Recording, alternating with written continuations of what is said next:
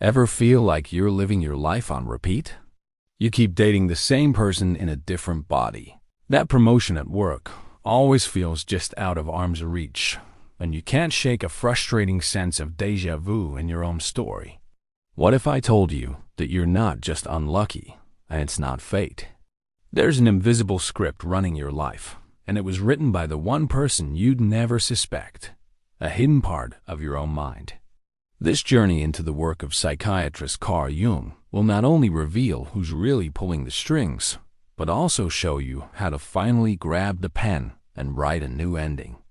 Here's the thing.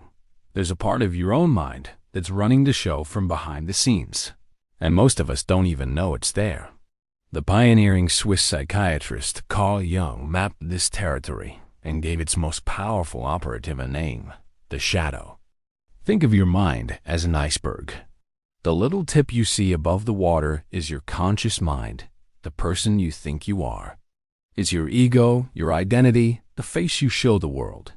But beneath the surface lies the vast, deep, and powerful unconscious.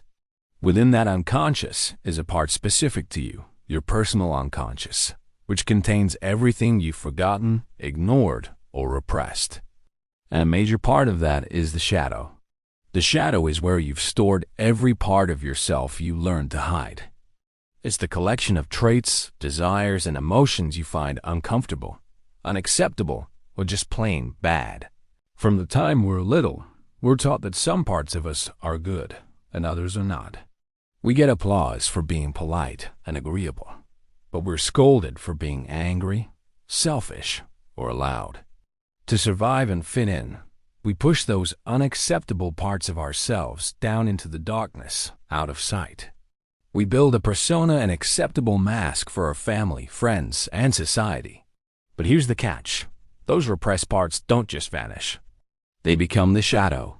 And the more you ignore it, the more power it gains, steering your life in ways that often go directly against what you consciously want. It becomes the engine of your self-sabotage. This isn't just some philosophical musing. It's a cornerstone of analytical psychology. Carl Jung dedicated his life to mapping the human psyche, and he believed that engaging with the unconscious was the key to a whole and fulfilling life. He didn't see it as a junk drawer for bad memories, but as a dynamic, active force in your life. Jung had a famous saying that cuts right to the heart of this problem. Until you make the unconscious conscious, it will direct your life and you will call it fate. Let that sink in for a second. Until you make the unconscious conscious, it will direct your life and you will call it fate. That feeling of being unlucky in love? That pattern of attracting terrible bosses? That sense you're just destined to struggle with money? Jung suggests this isn't fate at all. It's the predictable outcome of your own hidden shadow self, pulling the strings from behind the curtain. As Jung put it, a man possessed by his shadow is always standing in his own light and falling into his own traps. The shadow keeps you playing small. The good news? Once you understand how it works, you're no longer its victim. You can finally start rewriting your script. So, what does this look like in the real world? Let's move past the theory and into some clear examples of the shadow calling the shots. First up, the classic people pleaser. On the surface, they're the kindest, most generous person you know. They never say no and seem to have bottomless patience. Their conscious identity is all about being helpful. But underneath, they're often simmering with resentment. They see ambitious or assertive people and feel a wave of intense, irrational irritation. Why? Because they've shoved their own ambition and assertiveness into the shadow. They were taught that wanting things for yourself is selfish. So, that natural drive doesn't disappear. It just festers in the dark. This then gets projected onto others. They might subtly sabotage their career by never asking for a raise, all while feeling bitter about a colleague who has no problem asking for what they want. Their shadow ensures they never become the selfish person they were taught to hate, but it costs them their own fulfillment. Next, let's look at the hypercritical perfectionist. This is the person obsessed with getting every detail right. Their standards are impossibly high, for themselves and everyone else. They procrastinate endlessly, not out of laziness, but out of a paralyzing fear of creating something flawed. Their conscious identity is about valuing excellence, but their shadow is fueled by a deep, terrifying fear of being seen as inadequate. This fear is so strong that the shadow's main job becomes avoiding failure at all costs. And how does it do that? By sabotaging them. They miss deadlines, abandon projects, and avoid the very risks that lead to growth. While their conscious mind is screaming, "Achieve," their shadow is whispering, "Don't you dare fail." And the result is total paralysis. The perfectionism isn't a commitment to quality. It's a cage built by the shadow. Finally, consider the overly rational person. This is someone who prides themselves on being logical and in control, dismissing emotions in others as weakness or drama. They approach every decision with a cold analysis. But their shadow is a boiling cauldron of repressed feelings, all the sadness, anger, and messy humanity they've deemed unacceptable. Because they deny these feelings in themselves, they can't stand them in others. Their relationships become brittle and lack real intimacy. Then, when a true crisis hits, their repressed emotions can erupt in shocking outbursts or manifest as physical anxiety. Their shadow, starved of acknowledgement, will find a way to be heard, often in the most destructive way possible. In every case, the shadow isn't trying to be evil. It's a misguided bodyguard, trying to protect the ego from what it fears. It's a defense mechanism that ends up creating the very disasters we consciously want to avoid. So, if this powerful force is running our lives, what do? Declare war on it. Try to obliterate our own shadow. According to Jung, that's not only a terrible idea, it's impossible. The answer isn't elimination. It's integration. Shadow work is the process of turning to face these hidden parts of yourself with courage and curiosity. It's the journey of making the unconscious conscious. The goal is to bring the shadow into the light, not to defeat it, but to understand it, listen to it, and welcome its energy back into your whole self. Because here's the big secret. Your shadow doesn't just hold your weaknesses and fears. It also holds your greatest strengths. That repressed anger? It's the source of your personal boundaries and your assertiveness. That selfishness you push down? It contains your ambition and your ability to finally take care of your own needs. Your hidden sadness holds the key to empathy and deep connection. The shadow is a goldmine of vitality, creativity, and power that you've locked away.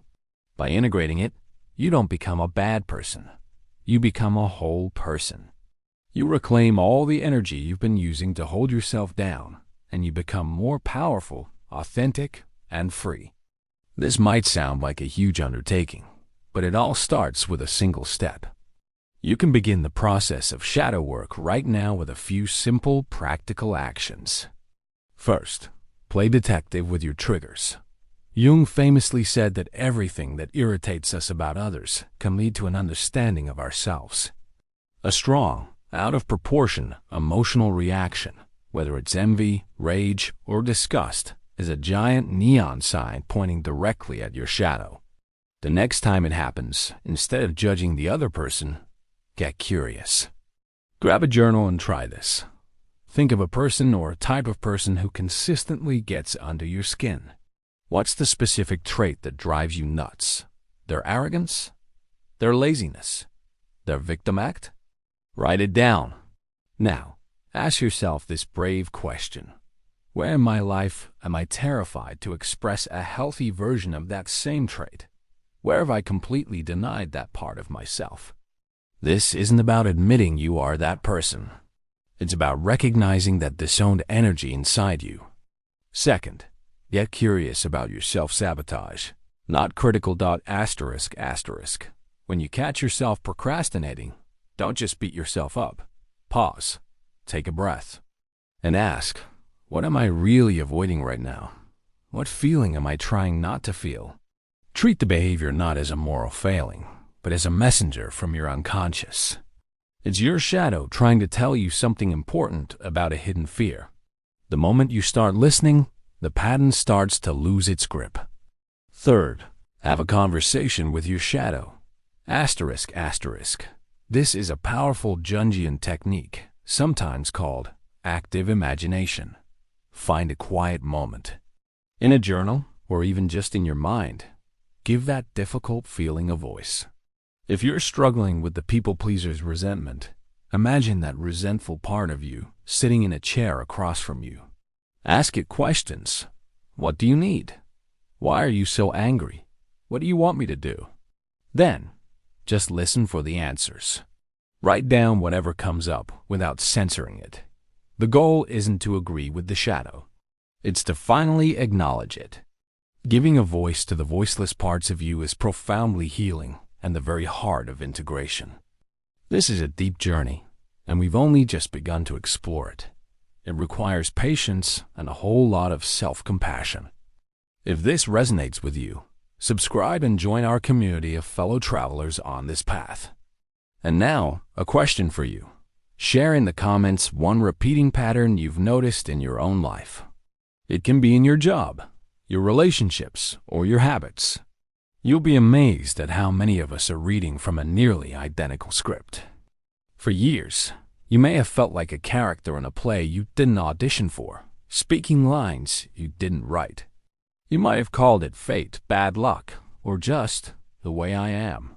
But the script isn't set in stone, and fate is just what we call the movement of forces we refuse to see. Those hidden forces are only in control as long as they remain hidden. The moment you turn and face them, the moment you bring them into the light of your own awareness, you finally reclaim your power as the author of your story.